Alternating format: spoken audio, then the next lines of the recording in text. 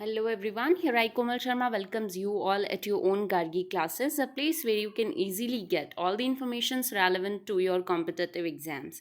So, आज हम बात करेंगे all about Romeo and Juliet. Romeo and Juliet is basically a tragedy by William Shakespeare.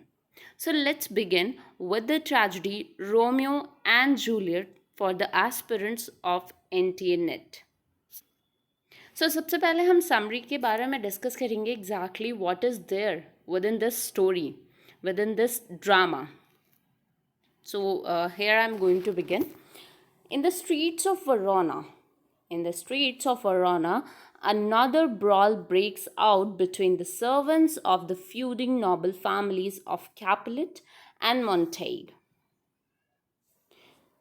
तो होता क्या है जब ड्रामा शुरू होता है, जब ये ट्रेजेडी शुरू होती है, तो इनिशियली वरोना जो सिटी है वहाँ पे ये एग्जैक्टली एग्जीक्यूट किया गया है जो ड्रामा है वो. तो वरोना की स्ट्रीट्स में एक फाइटिंग चल रही होती है, एक ड्यूअल चल रहा होता है between the servants of the two feuding noble families. Verona city की जो नॉबल फैमिलीज़ हैं उनमें से एक है कैपुलेट और दूसरी है मॉन्टेग. तो कैपुलेट और मॉन्टेग इन दोनों की जो दुश्मनी है वो बहुत टाइम से चली आ रही है और उन दोनों नॉबल फैमिलीज़ के जो सर्वेंट्स हैं उनके बीच में बेसिकली ये जो डिस्प्यूट है, जो लड़ाई झगड़ा है वो चल रहा है. तो आप देख सकते हो जब एक सिटी में दो बड़ी फैमिलीज़ है और उनके बीच में डिस्प्यूट चल रहा है तो किस तरीके का माहौल रहता है उस सिटी का. Hope you would understand. मैं आपको इंटरलिंक करके बता सकती हूँ इस ड्रामा को with the R movie Ramlila. अगर आपने देखी है तो उस पर दो नॉबल फैमिलीज़ होती है ऑफ द पर्टिकुलर सिटी.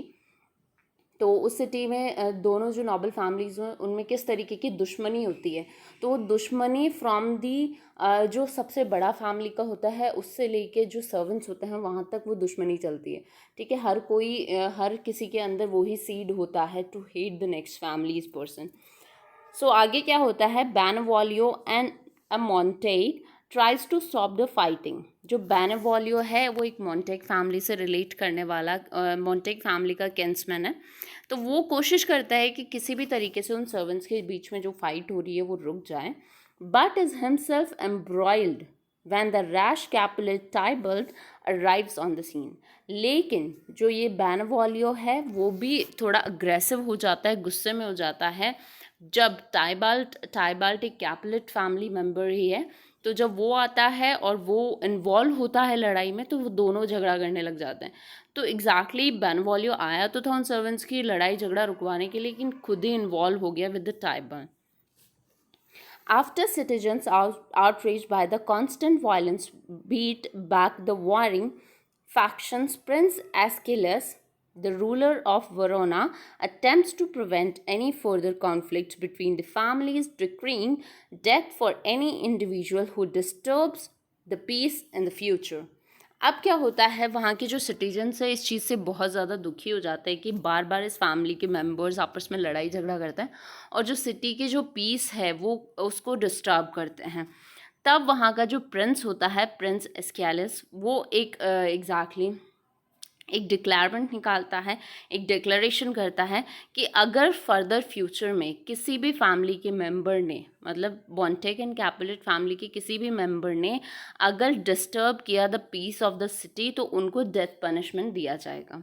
तो इस तरीके से इस ड्रामा की शुरुआत होती है with the conflict between the two families, between the two noble families of वरोना.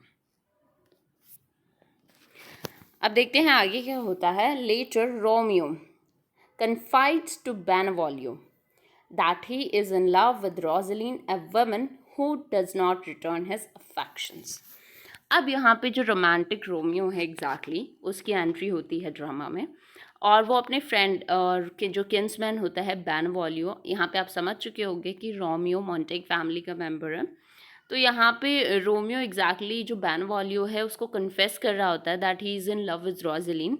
He is in love with a girl whose name is Roslin.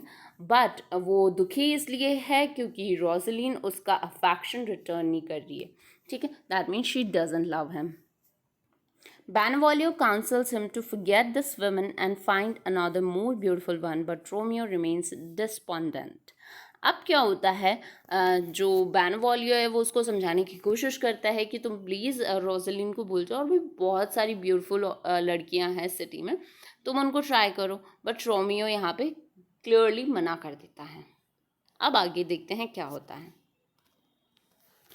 Meanwhile, Paris, a kinsman of the prince, seeks Juliet's hand in marriage. अब क्या होता है exactly, Paris जो कि एक King's Men होता है of the Prince of the city, तो वो क्या करता है एग्जैक्टली, उसको ऑफर किया जाता है जूलियट्स हैंड फॉर मैरिज। जूलियट के जो फादर है लॉर्ड कैपुलेट, वो एग्जैक्टली पेरिस को बोलता है कि तुम मेरी बेटी से शादी कर लो।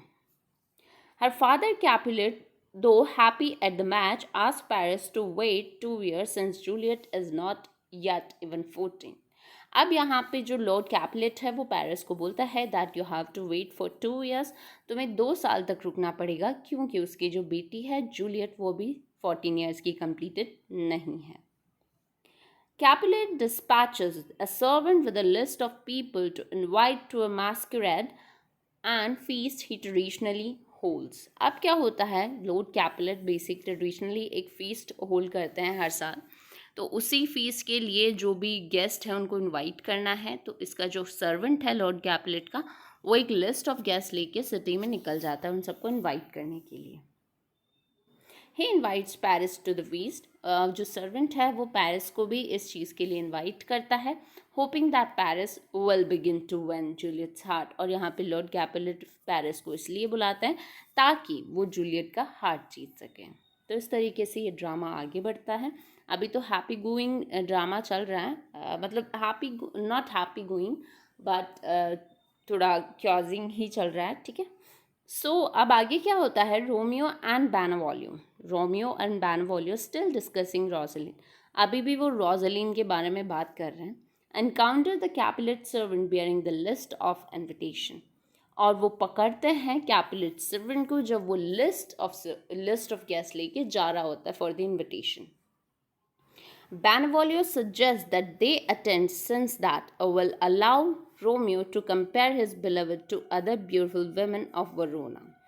अब यहाँ पे जो बेनवॉलियो है वो एग्जैक्टली रोमियो को सजेस्ट करता है कि हमें भी इस फीस्ट का पार्ट होना चाहिए, दो उनके नेम्स उस लिस्ट में इंक्लूडेड नहीं थे, बट फिर भी तो बेनवॉलियो रोमियो को सजेस्ट करता है कि हम भी इस फीस्ट में जाते हैं, वहाँ पे तुम और भी ब्यूटीफुल लड़कियों को देख सकते हो और उन्हें कंपेयर कर सकते हो विद योर बिलवड रोजलिन, ताकि तुम्हें कोई और पसंद आए, तुम रोजलिन को भूल पाओ। Romeo agrees to go with Benvolio to the feast, but only because Rosaline, whose name he reads the list, will be there. अब रोमियो एग्री हो जाता है कि ठीक है मैं भी इस फीस्ट में चलूँगा और पार्ट बनूंगा। वो एग्री क्यों होता है, क्योंकि वो जो लिस्ट थी ऑफ गेस्ट उसमें रोजलिन का नाम भी इंक्लूडेड था। तो इस तरीके से दोनों एग्री हो जाते हैं to go and attend the feast. आगे क्या होता है, in Capulet's household young Juliet talks with her mother, यहाँ पे जो यंग जूलियट है वो अपनी मदर से बात कर रही होती है, एंड हर नर्स, और अपनी नर्स से बात कर रही होती है about the possibility of marrying Paris, कि मैं किस तरीके से पेरिस से शादी कर सकती हूँ। Juliet has not yet considered marriage but agrees to look at Paris during the feast to see if she thinks she could fall in love with him. अब यहाँ पे जूलियट बोल सकती है मैं एक ऐसे इंसान से कैसे शादी कर सकती हूँ जिससे मैं कभी मिली नहीं हूँ, इनफैक्ट मैं अभी शादी करना भी नहीं चाहती हूँ, लेकिन फिर भी आप लोग मुझे फोर्स कर रहे हो, तो मैं फीस्ट में जो आएगा पेरिस मैं उसको देखूँगी। अगर मैं उसके साथ प्यार में पड़ गई, if I will fall in love with him, तो मैं उसे चूज़ कर लूँगी फॉर आवर मैरिज। तो इस तरीके से डिस्कशन चल रहा है among Juliet, her mother and her nurse. अब देखिए यहाँ पे जो फीस्ट है वो बिगिन हो चुका है। A melancholy Romeo follows Benvolio and their witty friend Mercutio to Capulet's house.